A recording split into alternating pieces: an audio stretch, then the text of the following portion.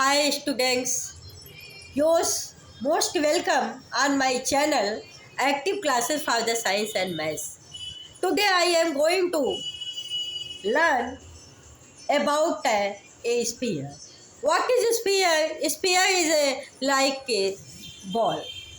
आप जानते हैं कि स्फीयर हम किसको कहते हैं? सर्कुलर स्फीयर में there is many difference between the circle and the sphere. A lot of difference between the circle and the sphere. Circle is 2D figure but sphere is 3D figure. आप जानते हो कि circle जो होता है, आप circle को sphere मत समझो कभी, क्योंकि सर्किल जो होता है वो 2D फिगर होता है, उसे बोर्ड पे ड्रा कर सकते हैं। और स्फीयर जो होता है एज लाइक बॉल, जैसे आप कोई बॉल बड़ा सा ले लो उस तरह का आपका स्फीयर होता है, इसमें पूरा सॉलिड मटेरियल भरे होते हैं। तो यहाँ पर एक फिगर दिया गया है स्फीयर का। ये स्फीयर का सेंटर ओ है। आप इस स्फीयर को चारों तरफ मूव कर सकते हो। यहाँ पर स्फीयर का रेडियस दिया गया है students, r is equal to 7। r is equal to 7 centimetre. It is the radius of the sphere. ये जो है स्फीयर का रेडियस है। तो first of all we have to calculate the volume of the sphere. सबसे पहले हम किसी भी स्फीयर का वॉल्यूम कैलकुलेट करते हैं। वॉल्यूम का मतलब ये होता है, जब कभी भी आप वॉल्यूम कैलकुलेट करते हो इसका ये मतलब होता है कि इसके अंदर कितने मटेरियल्स हैं। तो स्फीयर का वॉल्यूम कैलकुलेट करने का फार्मूला होता है 4/3 पाई r cube. r is the radius of sphere, pi is the value is given by 22/7. It is a constant value. Putting the value of this formula 4/3 pi r cube, we have to calculate the volume of sphere. आप इस तरह से sphere के volume को calculate कर सकते हो। देखिए 4/3, the value of pi 22/7, r cube 7 × 7 × 7। एक सेवन से कैंसिल हो जाएगा। इसके बाद यहाँ बचता है 4 × 22 × 7 × 7, 22 × 4 88, 7 × 7 49/3। अब आप इसका मल्टीप्लाई करेंगे और 3 से जब डिवाइड करेंगे तो 437.33 सेंटीमीटर क्यूब। स्टूडेंट्स क्यूब लिखेंगे क्योंकि ये 3D फिगर है, इसको हाथ में लिया जा सकता है। तो आप ये जान लीजिए कि आज हम आपको ये वॉल्यूम निकालने का स्फीयर का फार्मूला बताएं, क्योंकि ये 3D फिगर है और सर्किल जो आपका होता है वो 2D फिगर होता है। इसके बाद इसकी आप कर्व सरफेस एरिया कैसे निकालोगे? कर्व सरफेस एरिया का मतलब ये होता है कि पूरा घुमा हुआ area, curved area, rounded area कैसे होगी? तो राउंडेड एरिया जो होती है, कर्व्ड एरिया ऑफ स्फीयर जो होती है 4πr²। इसका फार्मूला होता है 4πr²।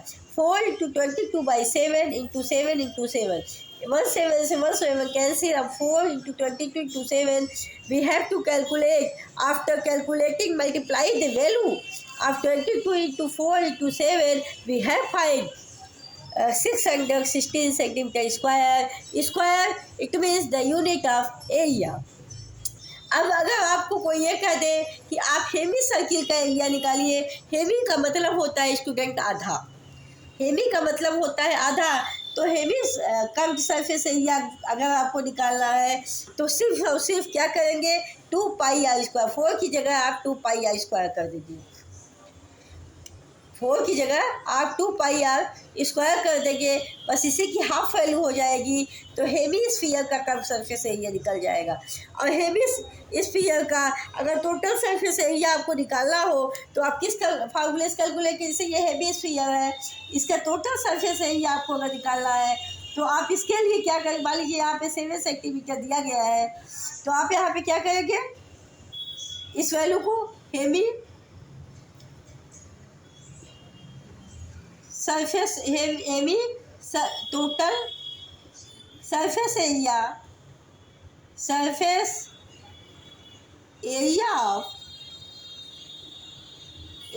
ऑफ हेमिस्फीयर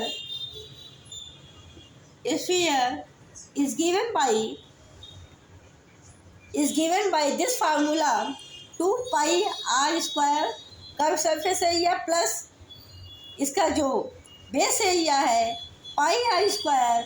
अब इन दोनों में से हम पाई आर स्क्वायर कॉमन ले लेंगे। देखिए 2 पाई आर स्क्वायर और प्लस 3 पाई आर स्क्वायर हो जाएगा, 3 पाई आर स्क्वायर।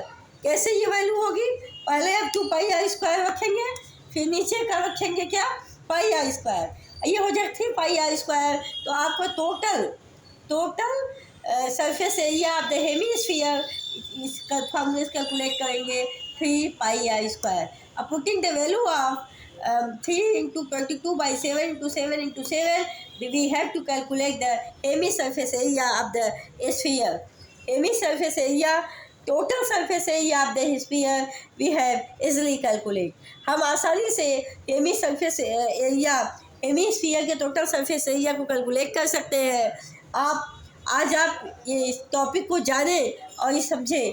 तो आज आपको ये टॉपिक कैसी लगी, आपको इसमें क्या प्रॉब्लम है, उसको आप कमेंट बॉक्स में डाल दीजिए ताकि हम आपकी प्रॉब्लम को दूर कर सकें। अगर आपको हमारा ये वीडियो पसंद आया हो तो इसको आप लाइक सब्सक्राइब शेयर जरूर करिएगा। Thank you so much students, all the best, take care, good night.